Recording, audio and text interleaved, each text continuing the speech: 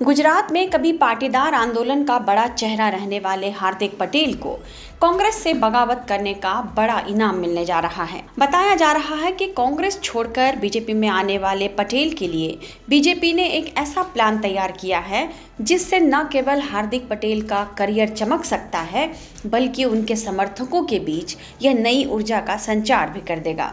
Media reports के मुताबिक Hardik Patel BJP के टिकट पर अपने चुनावी सफर की शुरुआत कर सकते हैं।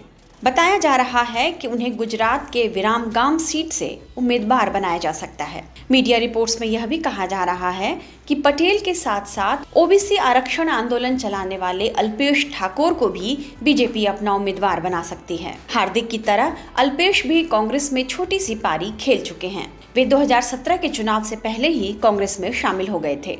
वे कांग्रेस के टिकट पर विधायक भी बने, लेकिन बाद में बीजेपी में शामिल हो गए। आपको बता दें कि कांग्रेस के कार्यकारी अध्यक्ष रह चुके हार्दिक पटेल और अल्पेश ठाकोर 2017 के विधानसभा चुनाव के समय एक ऐसे युवा चेहरे के रूप में उभरे थे जिनके आंदोलन ने सत्ताधारी बीजेपी को परेशान कर दिया था। इन दोनों युवाओं के साथ तब दलित आंदोलन चलाने वाले जिग्नेश मेवानी भी पिछले चुनाव में बीजेपी के लिए एक सिरदर्द बन गए थे। पिछली बार के चुनाव में सबसे ज्यादा चर्चा हार्दिक पटेल की रही थी। पाटीदार समुदाय से संबंध रखने वाले पटेल पाटीदार आंदोलन से निकल कर आए थे। चुनाव के समय में बीजेपी के खिलाफ मुखर रहे। वे प्रत्यक्ष तौर पर उस समय कांग्रेस में तो शामिल नहीं हुए थे, लेकिन कहा जाता है कि इन युवाओं के आंदोलन ने ही पिछले चुनाव में बीजेपी को बड़ा नुकसान पहुंचाया और कांग्रेस को इसका फायदा मिला।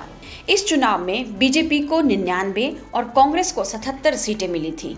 इन युवाओं पर कई मुकदमे भी दर्ज हुए, लेकिन बीजेपी के खिलाफ उनका गुस्सा कम नहीं हुआ। 2020 में हार्दिक पटेल आधिकारिक तौर पर कांग्रेस में शामिल हो गए। हार्दिक पटेल ने कांग्रेस से जुड़कर अपने राजनीतिक सफर की शुरुआत की, लेकिन कुछ ही महीनों बाद मई 2022 में पार्टी का साथ छोड़कर उन्होंने बीजेपी का दामन थाम लिया। हालांकि बीजेपी में शामिल होने के बाद पटेल इस चुनाव में ज्यादा सुर्खियां नहीं बटोर रहे हैं, लेकिन कहा जा रहा है कि यदि पटेल को बीजेपी टिकट देती है तो गुजरात में उसे फायदा हो सकता है, क्योंकि राज्य की आबादी में पटेल या पाटीदार समुदाय की हिस्सेदारी करीब 14% है। टाइम्स नाउ नवभारत डिजिटल की रिपोर्ट।